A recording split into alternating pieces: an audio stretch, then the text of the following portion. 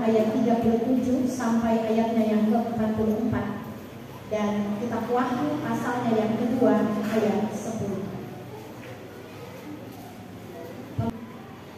Pembacaan firman Tuhan yang pertama Injil Matius pasal 24 ayat 37 sampai 44 di bawah judul perikop nasihat supaya berjaga-jaga.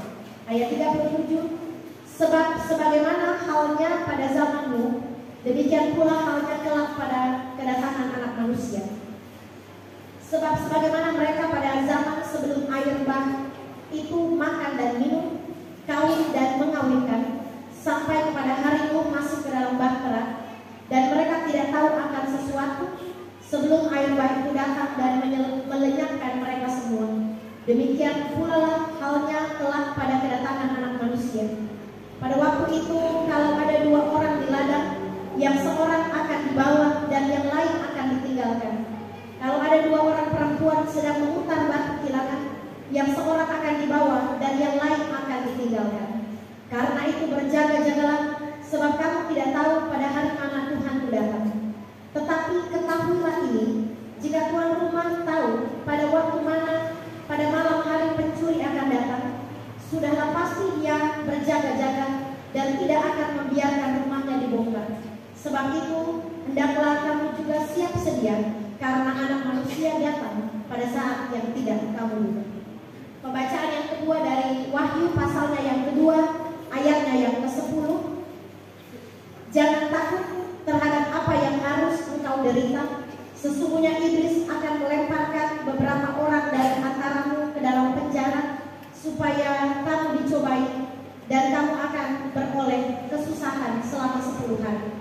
Hendaklah engkau setia sampai mati, dan aku akan mengaruniakan kepadamu mahkota kehidupan. Yang dikatakan berbahagia adalah kita semua yang membaca, kita semua yang mendengarkan, terlebih kita yang pada akhirnya menjadi pelaku-pelaku firman Tuhan. Maranatha.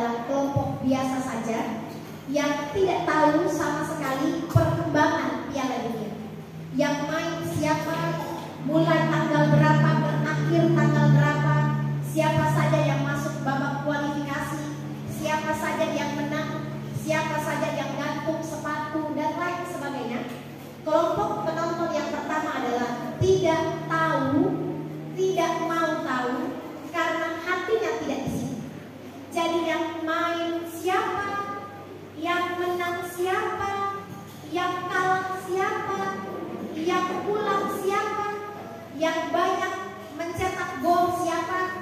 tahu dan tidak mau tahu. Ada kelompok orang itu? Saya salah satu. Yang ada yang lain? Ya oke, omanya Gaby satu. Yang lain? Aku tahu karena memang tidak hobi. Terserah dia mau menangkin, dia mau tidak. Saya tidur jam 3, pusing amat deh dunia gitu. Itu kelompok orang yang pertama. Kelompok orang yang kedua adalah penonton musiman, yang dia muncul dan mencintai sepak bola hanya ketika musim Piala Dunia. Tidak pernah punya sejarah dia nonton Piala Dunia. Tidak pernah dia tahu bagaimana pertandingan sepak bola. Tapi ketika 1 bulan Piala Dunia tiba-tiba dia jadi jago. Jago mengomentari, oh itu harusnya Messi tendangan begini. Dia salah itu waktu itu. Tiba-tiba dia mendadak pintar, mendadak jago, mendadak hebat. Itu musiman. Tapi setelah Piala Dunia berakhir, mau tanya, siapa? Kapan lagi? Tahu? Nanti tunggu saja kapan ada informasi. Jadi musiman. Ketika Piala Dunia dia berpasang bendera favorit. Dia tahu semua tentang Piala Dunia. Tapi setelah Piala Dunia berakhir, Entero menonton Piala U21, dia tidak pernah suka karena memang cuma musiman saja sepanjang Piala Dunia. Nah, kelompok ada yang musiman hanya musimnya ini saja, setelah itu lewat bola. Ada pasti. Kelompok yang ketiga adalah penonton setia. Dari dulu sampai dulu dia tetap memegang fansnya. Mau kalah, mau pulang, dia tidak berpindah-pindah kesebelasan. Kan ada sekarang Argentina kalah, dia pindah di Jerman. Jerman kalah, dia pindah di Spanyol. Spanyol kalah, dia pindah di Qatar. Qatar kalah, mana saja yang menang. Itu kelompok pindah-pindah. Tergantung mana yang menang, gitu. Tidak setia. Tetapi kelompok yang ketiga adalah kelompok penonton yang setia. Menang atau tidak, tim kesayangannya dia tetap ada di hati. Mau dihina, dibully di Facebook, di Messenger, di WA, dia tetap setia terhadap tim kesayangan. Dari dulu sampai hari ini tetap pada tim kesayangannya. Ada?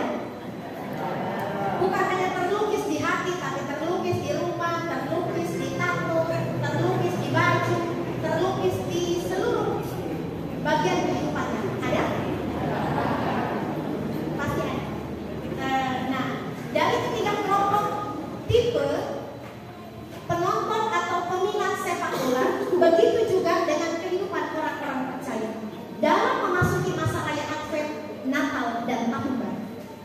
Ada orang Kristen tipe biasa. Orang Kristen tipe biasa seperti layaknya penonton tipe biasa. Dia tidak baku tahu dengan apa yang terjadi dalam kekristenan. Mau ada kelompok kekristenan yang ini, dia tidak tahu hari ini adalah hari Minggu. Dia tidak tahu bahwa tugasnya adalah melayani.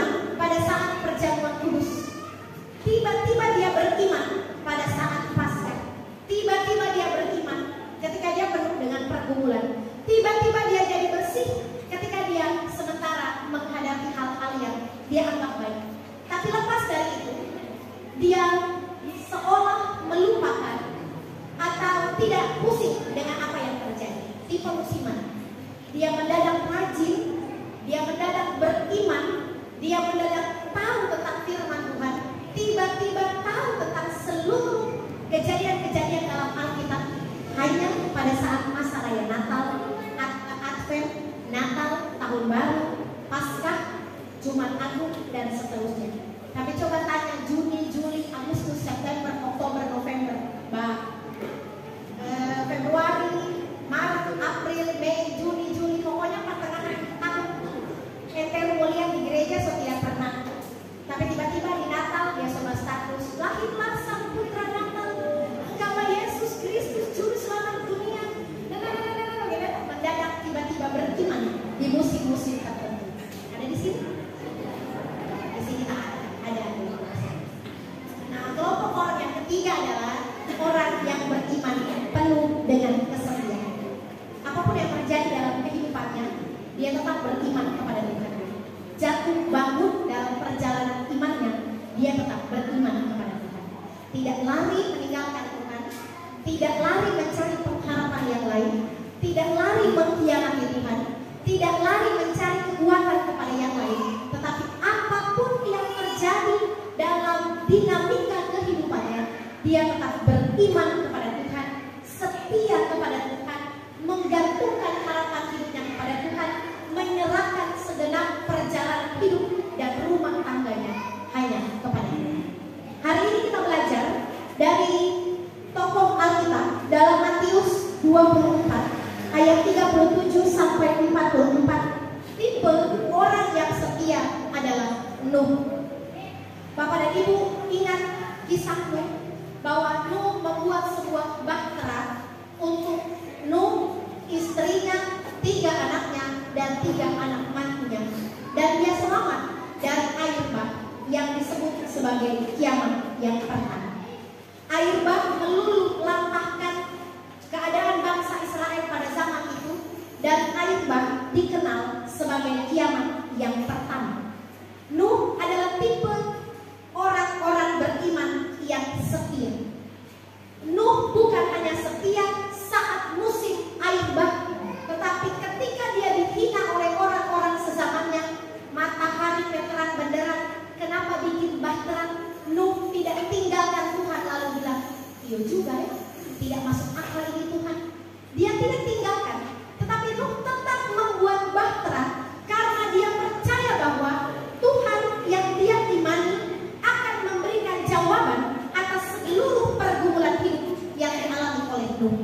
Seandainya waktu bangsa Israel menghina, mengatakan Nuh gila, mengatakan Nuh tidak masuk akal, lalu Nuh meninggalkan untuk tidak membangun bahtera itu, mungkin Nuh, istrinya, 3 anaknya, dan 3 anak mantunya terhisap dalam air bah atau kiamat yang pertama. Tapi Nuh setia, sehingga bukan hanya Nuh yang selamat, istrinya selamat, 3 anaknya selamat, dan 3 anak mantu dari Nuh juga selamat. Karena kekuatan iman sang kepala keluarga, seisi rumah tangga diselamatkan. Tipe orang yang setia adalah tipe seperti Nuh yang tidak meninggalkan Tuhan apapun yang terjadi dalam perjalanan hidup, dalam iman dan kepercayaannya kepada Tuhan. Jemaat yang kekasih dan diberkati Tuhan, masa raya Advent atau dalam bahasa Latin adalah Adventus adalah penantian. Siapa yang mau dinanti? Satu kali masa raya Advent ini ada 2 hal yang akan kita nanti. Yang pertama, menanti kelahiran Yesus Kristus dalam kalender gerejawi pada tanggal 24, 25 adalah puncak dari penantian kita. Advent, penantian yang pertama adalah menanti Yesus Kristus, sang putra Natal yang akan lahir di kandang domba di Bethlehem. Tetapi perayaan Natal itu adalah peringatan tentang kelahiran Yesus Kristus 2000 tahun yang lalu. Jadi Adventus, masa penantian yang pertama adalah menanti lahirnya Yesus Kristus yang diperingati dalam masa raya Natal 24-25, mengenang peristiwa 2000 tahun yang lalu. Yang penting hari ini adalah Advent atau Adventus yang sesungguhnya dalam iman kita sebagai orang percaya adalah parousia, kedatangan Kristus kali yang kedua. Dicatat di ayatnya yang ke-43, Jika tuan rumah tahu pada waktu mana pada malam hari pencuri akan datang, sudahlah pasti dia akan berjaga-jaga dan tidak akan membiarkan rumahnya dibongkar. 44. Sebab itu hendaklah kamu siap sedia, karena Anak Manusia datang pada saat yang tidak kamu duga. Jadi dalam satu penantian Advent ini, Bapak dan Ibu, saya harus ingatkan ini bahwa Natal itu pasti akan datang 24 dan 25. Itu Advent, masa penantian yang pertama kita menanti Yesus Kristus dalam peringatan kelahiran. Tapi ingat, Yesus datang kali yang kedua. Dia tidak datang lagi sebagai bayi mungil yang akan lahir di kandang bumi. Dia tidak datang lagi untuk mati di kayu salib. Yesus datang bukan lagi untuk dihina, dicaci maki, disalibkan, lalu dibangkit pada hari yang ketiga. Masa-masa penantian yang penting ini adalah kita menanti kedatangan Kristus kali yang kedua. Kiamat yang pertama air bah, terbukti bahwa yang selamat adalah hanya Nuh, istrinya, ketiga anaknya, dan ketiga anak mantunya. Bapak dan Ibu, percaya Kristus akan datang kali yang kedua? Percaya? Yakin? Percayakah Bapak dan Ibu Kristus datang kali yang kedua? Percaya? Percaya? Paham tidak tentang kedatangan Kristus kali yang kedua? Kristus di akhir dunia, sangkakala Allah berbunyi, ada langit baru dan bumi baru, kerajaan 1000 tahun terjadi. Allah datang kali yang kedua bukan lagi menjadi bayi mungil yang akan mati di Golgota. Dia akan datang menjadi hakim atas seluruh dunia. Dia datang kali yang kedua menghakimi orang yang benar dan orang yang tidak benar. Sehingga digambarkan dalam Matius, ketika ada dua orang yang tidur dalam satu kamar, yang satu terangkat, yang satu tertinggal, itu hari terakhir. Ketika ada dua perempuan memutar batu kilangan, yang satu terangkat, yang satu ditinggal, yang tertinggal itulah yang akan menanti kedatangan Kristus kali yang kedua. Itulah Adventus yang sesungguhnya. Itulah Advent yang sesungguhnya. Itulah penantian yang sesungguhnya. Bukan hanya terjebak pada penantian tentang masa raya Natal, terjebak dengan euforia, tetapi kita melupakan tanggung jawab kita menanti kedatangan Kristus kali yang kedua. Berjaga-jagalah, berdoalah, siap sedialah, seolah-olah Yesus akan datang malam ini. Pesan firman Tuhan bagi kita memasuki minggu Advent ini adalah seperti tuan rumah yang berjaga-jaga. Jangan-jangan sebentar malam pencuri datang. Berarti Bapak dan Ibu tidur-tidur ayam. Pintu sesedikit dilihat, kamar sesedikit dilihat, anak-anak sesedikit dilihat. Begitu menanti pencuri, begitulah datang menanti Tuhan. Jangan terlena dengan dosa yang sementara ini dibuat.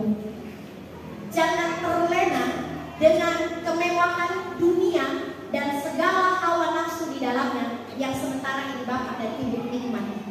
Bisa saja kedatangan Yesus Kristus kali yang kedua esok lusa, tahun depan, 2 tahun lagi, dalam waktu yang tidak diketahui. Tugas kita adalah berjaga-jaga. Jangan jadi orang Kristen musiman. Jangan jadi orang Kristen biasa-biasa saja. Tetapi jadilah orang Kristen yang setia. Tetap beriman, tetap menanti kedatangan Kristus kali yang kedua, tetap menaruh pengharapan kepada Tuhan, tetap setia seperti Nuh. Ingat, bukan hanya Nuh yang selamat, istrinya, ketiga anaknya, dan ketiga anak mantunya diselamatkan oleh Tuhan. Apa upah yang diterima dan orang-orang yang setia? Wahyu 2 ayat 10b. Hendaklah engkau setia sampai mati, dan aku akan mengaruniakan kepadamu mahkota kehidupan. Tujuan akhir dari kita orang percaya adalah memperoleh mahkota kehidupan. Oleh karena itu dalam masa-masa Advent, masa-masa penantian akan kedatangan Kristus, dalam masa raya Natal dan Advent Parousia, kedatangan Kristus kali yang kedua, mari berbenah diri, mari berjaga-jaga, mari siap sedia dan berdoa. Apakah saya orang Kristen yang biasa-biasa saja? Apakah saya orang Kristen musiman? Ataukah saya orang Kristen yang setia? Kalau Bapak dan Ibu orang Kristen biasa-biasa saja, mari bergerak, berpindah menjadi orang Kristen yang setia. Kalau Bapak dan Ibu orang Kristen musiman yang hanya muncul dalam perayaan Natal dan Tahun Baru, mari bergerak, berpindah menjadi orang Kristen yang setia. Kalau Bapak dan Ibu ada di posisi orang Kristen setia, pertahankan kesetiaan itu sampai dikaruniakan mahkota kehidupan, sehingga bukan hanya terjebak dalam euforia perayaan Natal dan Tahun Baru, tetapi kita benar-benar bersungguh-sungguh hati menyambut kedatangan Yesus Kristus kali yang kedua. Terpujilah Kristus dengan firman. Amin.